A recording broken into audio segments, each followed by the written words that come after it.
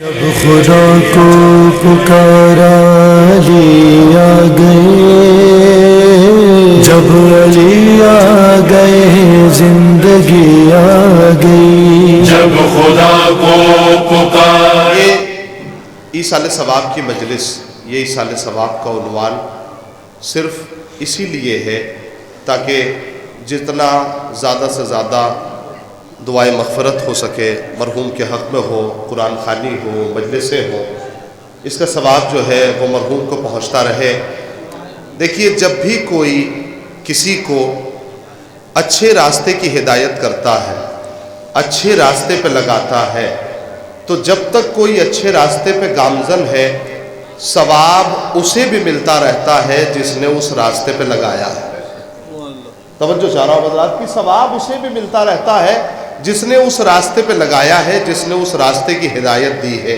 تو جب بھی والدین اپنے نیک بچوں کو چھوڑ کر اس دار فانی سے کوچ کرتے ہیں، اپنے نیک بچوں کو چھوڑ کر دنیا سے جاتے ہیں، تو جب بھی وہ کوئی بچے نیک عمل کرتے ہیں تو ثواب انہیں بھی ملتا ہے جنہوں نے اس راستے پہ لگایا ہے، جنہوں نے وہ راستہ فراہم کیا ہے۔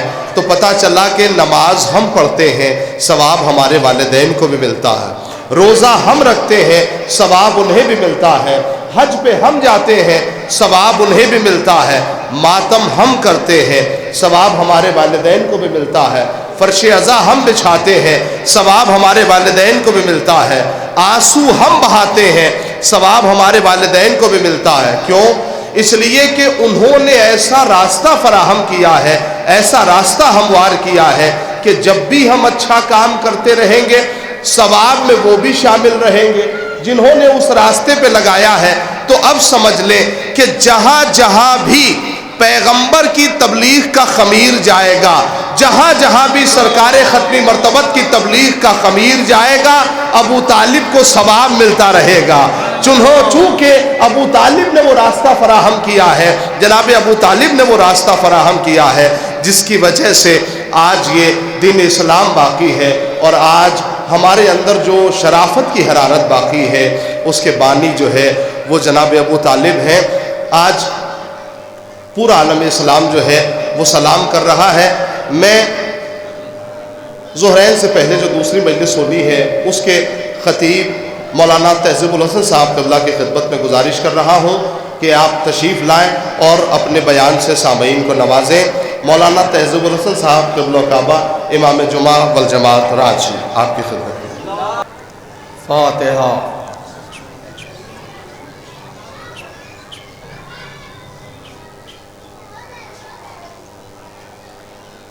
لا حول ولا قوة الا باللہ العلی العظیم۔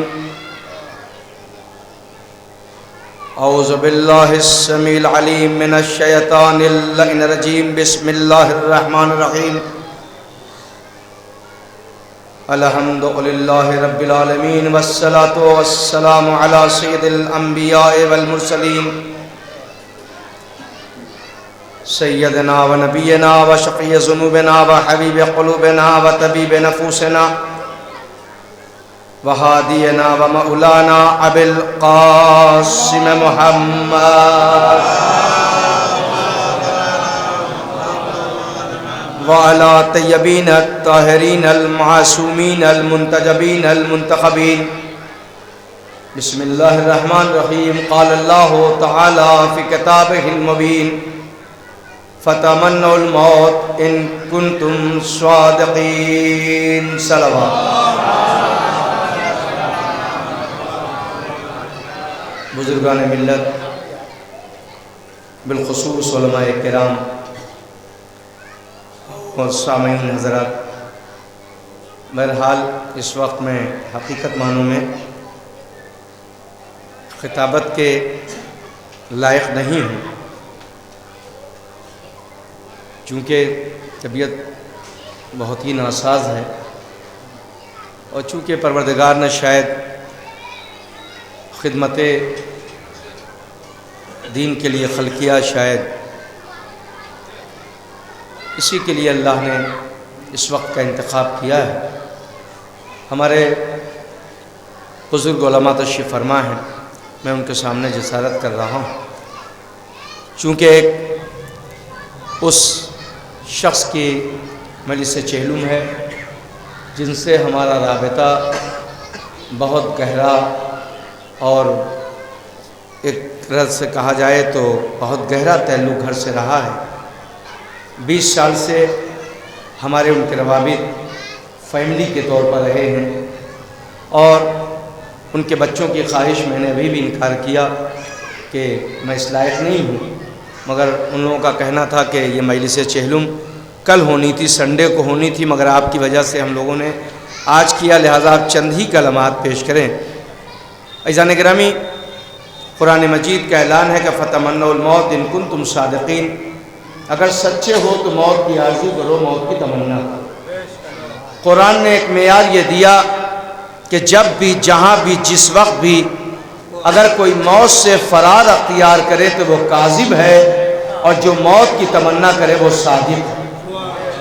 اور نہ صادق کو موت آتی ہے، نہ صداقت کو موت آتی ہے۔ صادق ہمیشہ زندہ رہتا ہے اور باقی رہتا ہے، قائم رہتا ہے، اور سچوں کو بھی موت نہیں آتی، اس لیے کہ ان کا بیان کل بھی زندہ تھا، آج بھی زندہ ہے، قیامت تک زندہ رہے گا۔ ابھی عزیزان گرامی خطیب اول سے آپ سماعت فرما رہے تھے مدح اہل بیت۔ اب عزیزان گرامی اسی رابطے کو تھوڑا سا آگے بڑھاتے ہوئے کہ چونکہ سال ثواب کی مجلس ہے، موت ہے کیا؟ موت ایک چاشنی کا نام ہے، موت ایک نعمت کا نام ہے، موت ایک محبت کا نام ہے، موت ایک اس انوکھی نعمت کا نام ہے جسے کھایا نہیں جاتا ہے، چکھا جاتا ہے، جس میں ذائقہ ہوتا ہے، وہ چکھی جاتی ہے، کھائی نہیں جاتی۔ اب سوال یہ ہے کہ موت سے زمانہ فرار اختیار کرتا ہے، موت سے بھاگتا ہے، پھر یہ چک کیوں رہا ہے؟ کہ سنو، جب اہل بیت کی محبت کی حلاوت پیدا ہو جاتی ہے تو موت کڑوی نہیں ہوا کرتی، موت میٹھی ہوا کرتی ہے۔ صلوات محمد و آل محمد۔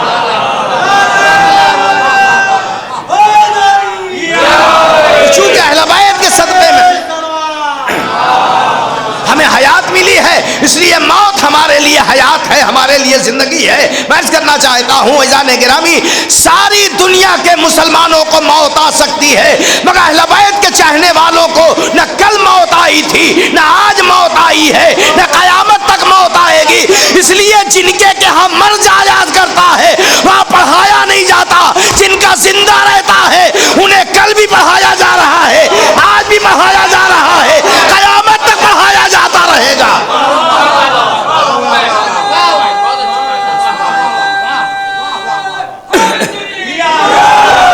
اس لیے موت زندگی کا نام ہے، ہم مرنے کے لیے نہیں۔ ابھی سنا اپنے آپ خطیب اول کا کہ انتقال کرنا ہے، ہمیں جب انتقال کر کے جانا ہے تو کس بس میں جانا ہے؟ ساری دنیا موت سے ڈرتی ہے، ساری دنیا کا آپ سروے کر لیجئے، چاہے شیعہ کے علاوہ سنی ہو، دیوبندی ہو، بریلوی ہو، جماعت اسلامی ہو، قادیانی ہو، کوئی قوم زندگی میں، علماء کے سامنے کہہ رہا ہوں، کوئی قوم زندگی میں کفن خریدتی ہوئی نظر نہیں آتی، مگر واحد قوم اہل بیت کی محبت ہے جو زندگی میں باپ بیٹے کا کفن خرید رہا ہے، بیٹا باپ کا کفن خرید رہا ہے۔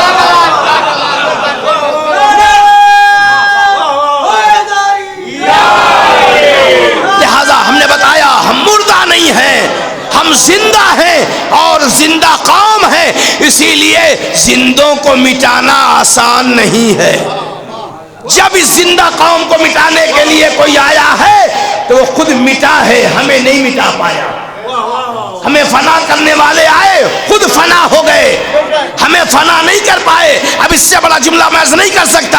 ہمیں فنا کرنے کی غرض سے لوگوں نے سادات کو کیا کیا؟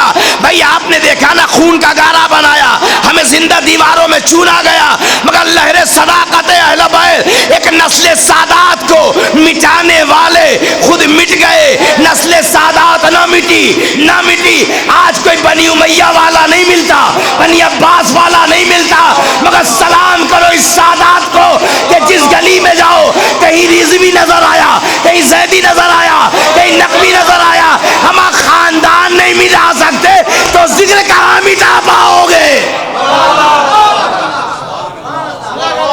لہذا ہمیں زندہ رہنا ہے، اور جب زندہ رہنا ہے تو ہمیں اپنی زندگی میں ایسے اعمال کر کے جانا ہے تاکہ لوگ مرنے کے بعد ہمیں یاد نہ کریں، ہمارے اخلاق کو یاد کریں۔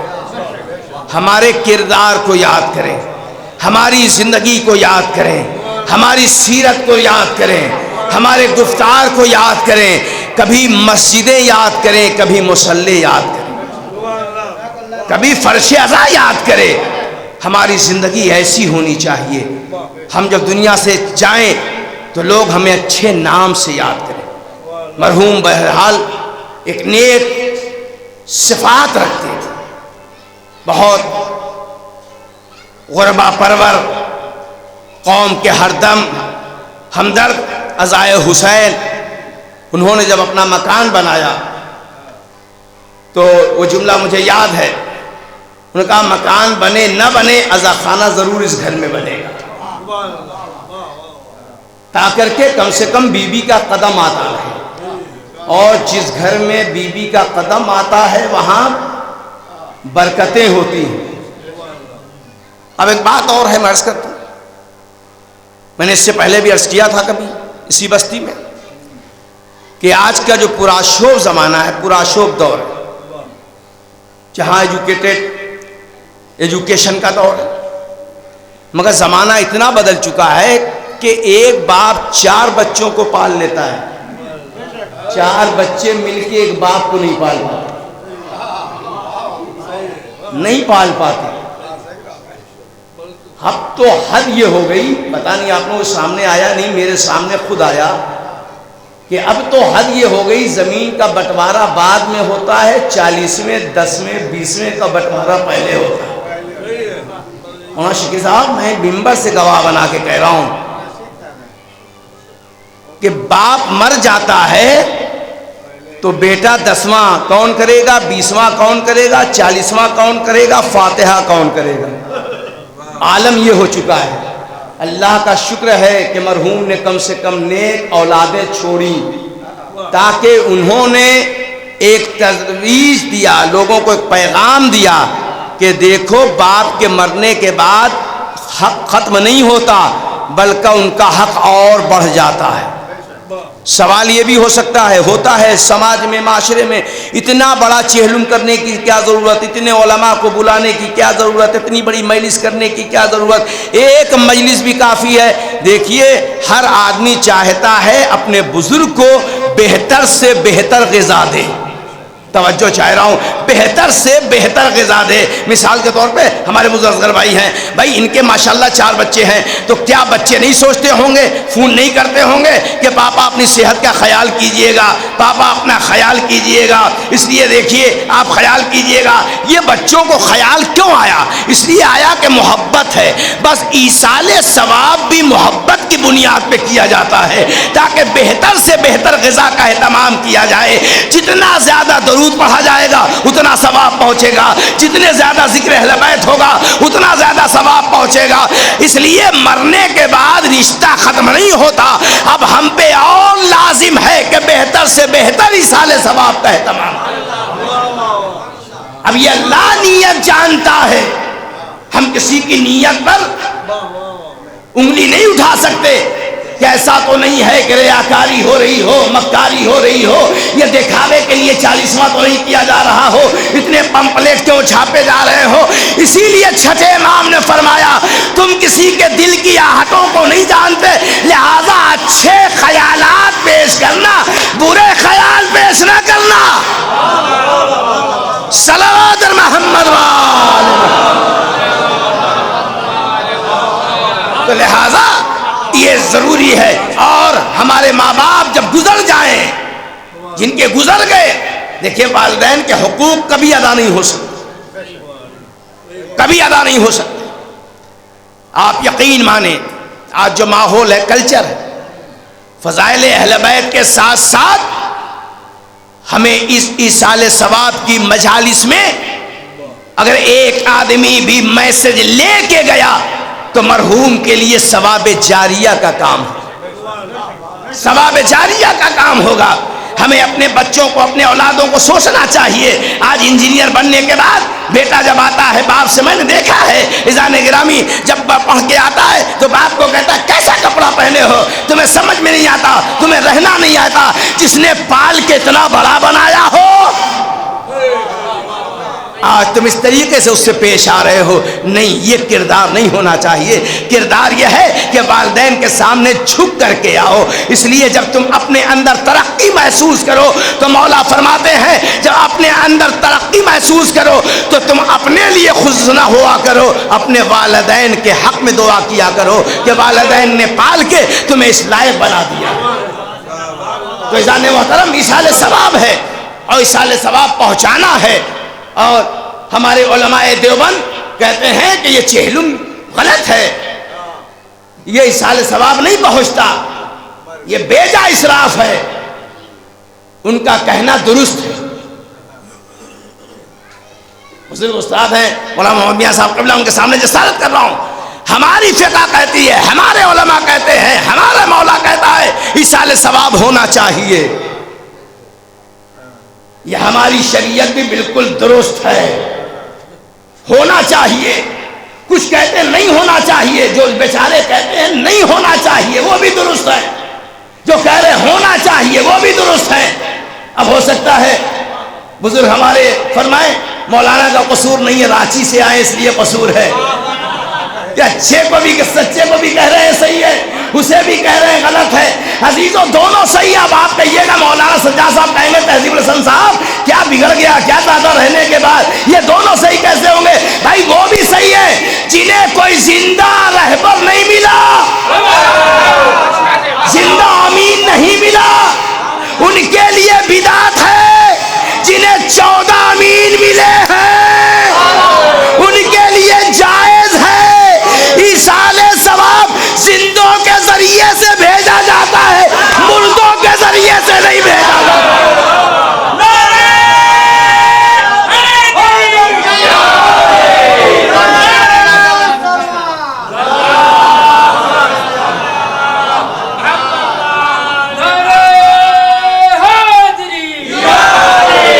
تو لہذا وہ بھی بیچارے درست ہیں جو کہتے نہیں.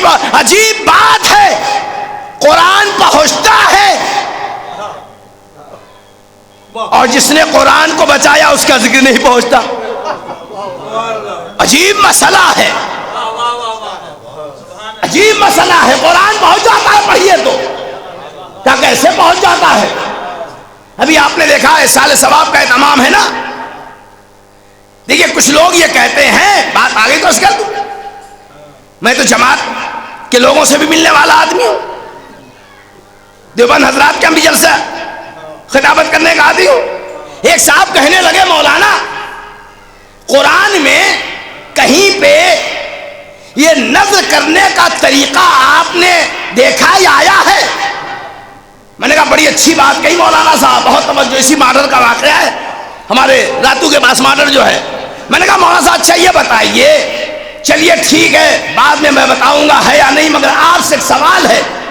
مرنے والا جب مر جاتا ہے تو مرنے کے بعد میت کو سامنے رکھ کے نماز پڑھنے کے لیے قرآن میں کہیں دکھائیے، کیا سن رہے ہیں کہ کہیں باڈی کو رکھ کر کے گنہگار خطاکار کی باڈی کو رکھ کے آپ یہ نماز پڑھتے ہیں؟ کیا یہ اللہ کے رسول نے طریقہ بتایا؟ اللہ کے رسول نے یہ طریقہ بتایا تو یاد ہو گیا، اللہ کے رسول نے ایصال ثواب بتایا تو بدعت ہو گیا. سمجھ میں نہیں آتا. لہذا آج کنفیوژن کو دور کرنے کے لیے تمام مسالک علماء سنت کو اس بات کا غور کرنا چاہیے کہ آج جو صرف اور صرف آج جو قوم بٹی ہے، آج جو انتشار ہے، اگر اس قوم نے صرف ایک ابو طالب کو جان لیا ہوتا تو آج اتنا افتراق نہ ہوتا، افتراق نہ ہوتا. اس لیے میں کہتا ہوں آج تو ایمان کے باحث میں پڑا ہے. میں 1400 برس سے ہمارے علماء یہی کہتے نظر آئے ہیں. عزیزان گرامی کوئی کہتا ہو نہ کہتا ہو، اب تو طارق جمیل الیاسی کو بھی پاکستان سے کہنا پڑ گیا، سنو اگر علی کا باپ مسلمان نہیں ہے تو کسی کا باپ مسلمان نہیں ہے.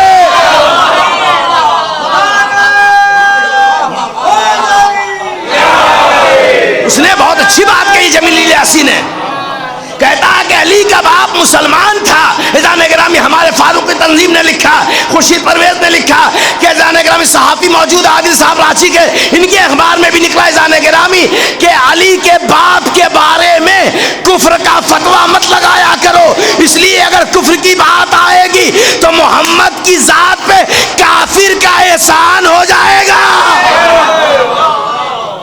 لہذا تصور کیجئے عظمت اہل بیت کے لیے، بس لہذا ہمیں اپنی زندگی کو سیرت اہل بیت کے راستے پہ چلانا ہے، اور ایک مسلمان دوسرے مسلمان کے کام آئے، ایک بھائی دوسرے بھائی کے کام آئے، مگر ہمارے یہاں خود غرضی بہت ہے۔ ہم اگر ترقی یافتہ ہو گئے تو ہم دوسروں کا خیال نہیں کرتے، ہمارے اوپر ذمہ داری ہے کہ قوم کے غریب کچلے دبے حضرات کو مدد کرنے کا جذبہ پیدا کریں۔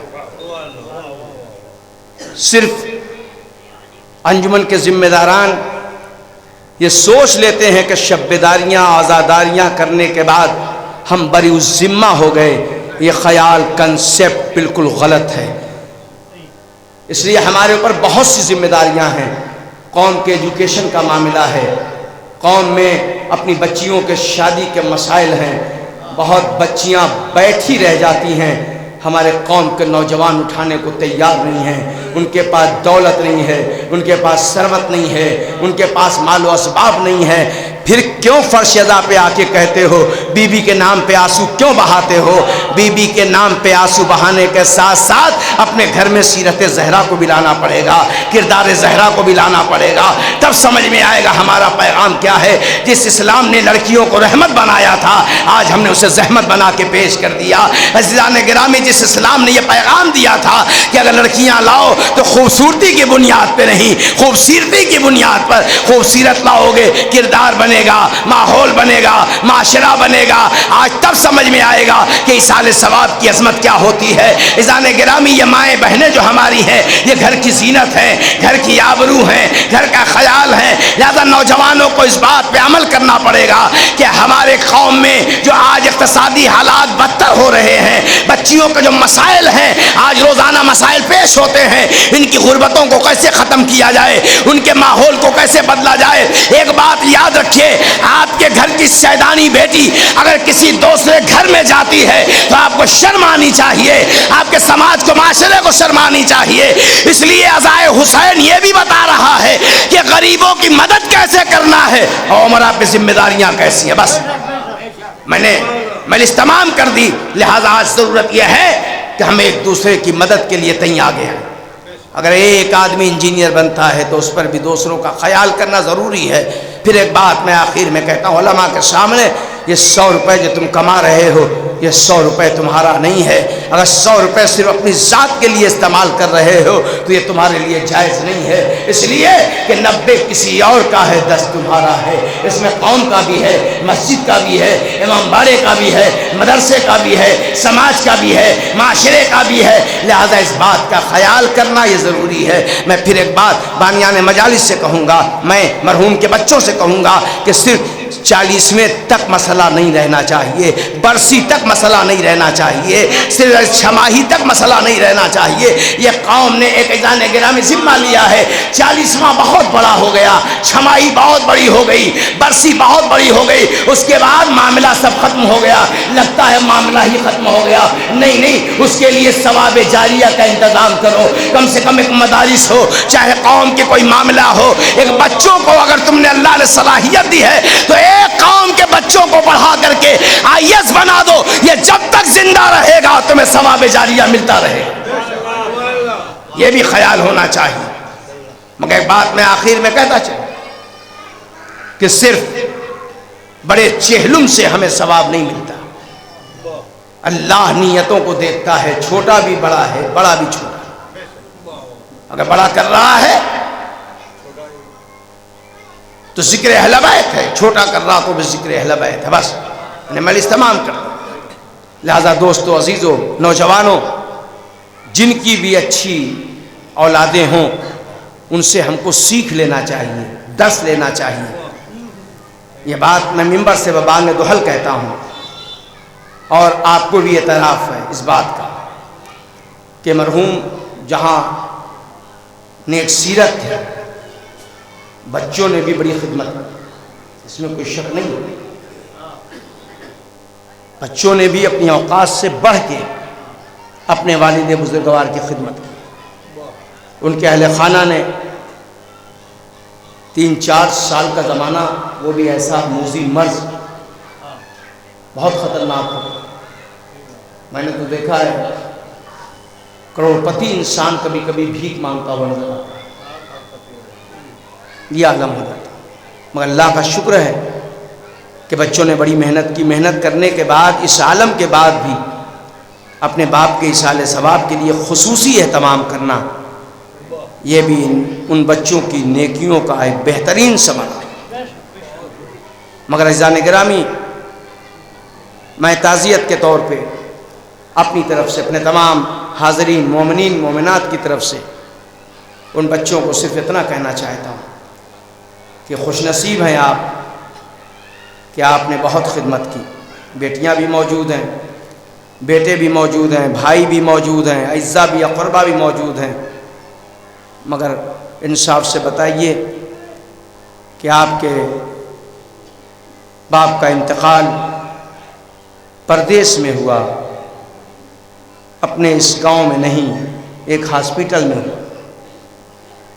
ہاسپٹل میں ہونے کے بعد جب خبر پہنچی تو ایک کوہرام برپا ہو گیا۔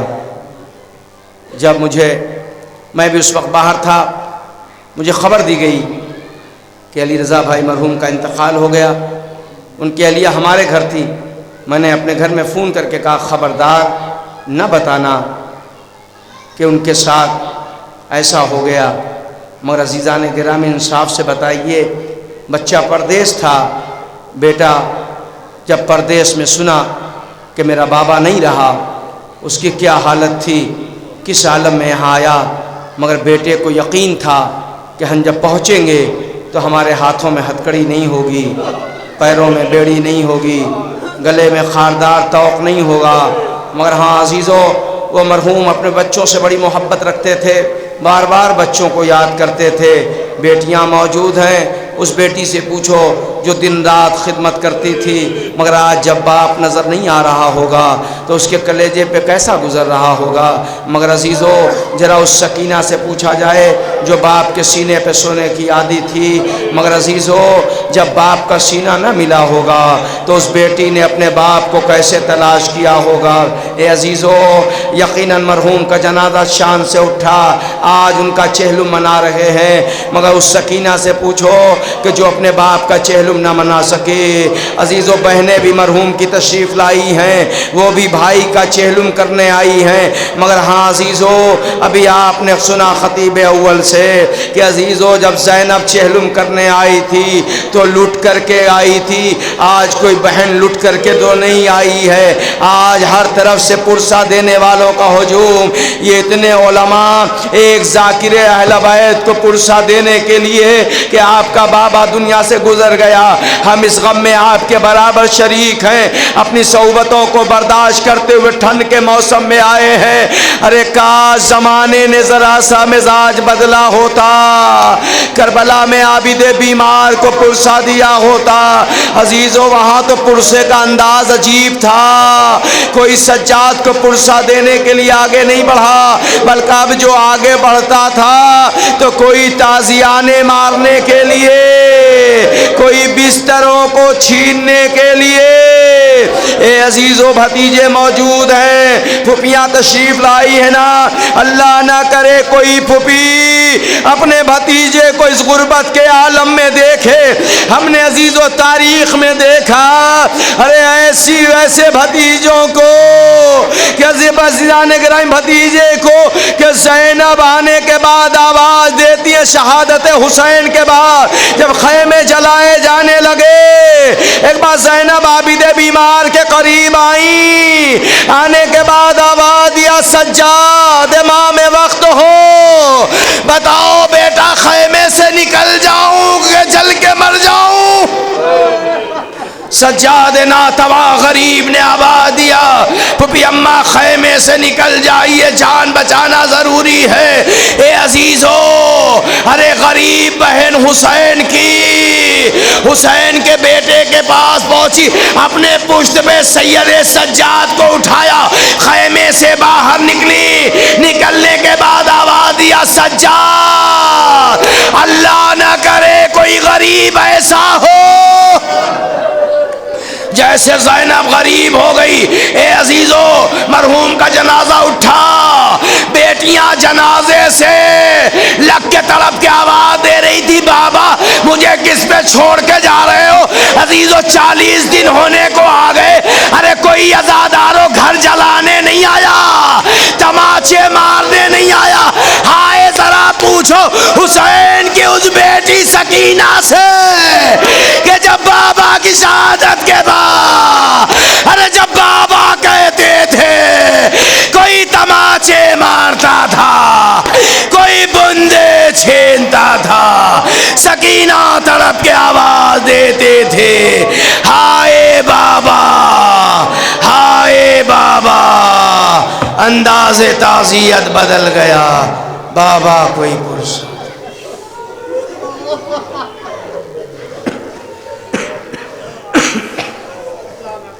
اِنَّا لِلَّهِ وَإِنَّا إِلَيْهِ رَاجِعُونَ اعظم بقضائے پسند بارہلا محمد والے محمد کے صدقہ طفیل ہم سب کی اس مختصر سی عبادت کو، قلیل سی حاضری کو قبول فرما۔ پڑھنے والے جہاں جہاں مومن مومنات ہیں ان کی جان و مال و عزت آبرو کی حفاظت فرما۔ پڑھنے والے جو بیمار انہیں شفائے کلی عطا فرما، جو مقروض ہیں ان کے قرض کو ادا فرما۔ پالنے والے مومن مومنات کو حج بیت اللہ، قبر معصومین کی زیارت کے متمنی ان کی مرادوں کو جلد جلد پورا فرما۔ ہمارے سروں پہ علماء کرام مراجع اعظام کا سایہ برقرار رکھ۔ پالنے والے مرحوم کو جوار معصومین علیہ الصلوۃ والسلام میں جگہ عطا فرما، ان کے ورثہ کو صبر جمیل عطا فرما۔ پالنے والے مرحوم کے سلسلے سے جو بھی سال ثواب کا اہتمام کیا گیا ہے اسے قبول فرما۔ پالنے والے امام زمانہ کے ظہور میں تعجیل فرما، ہم سب کی اس حاضری کو قبول فرما۔ ایک مرتبہ سورہ حمد 3 بار سورہ توحید کی تلاوت فرما کے مرحوم سید علی رضا ابن سید منگلو حسین صاحب کو عیسیٰ علیہ السلام فرما۔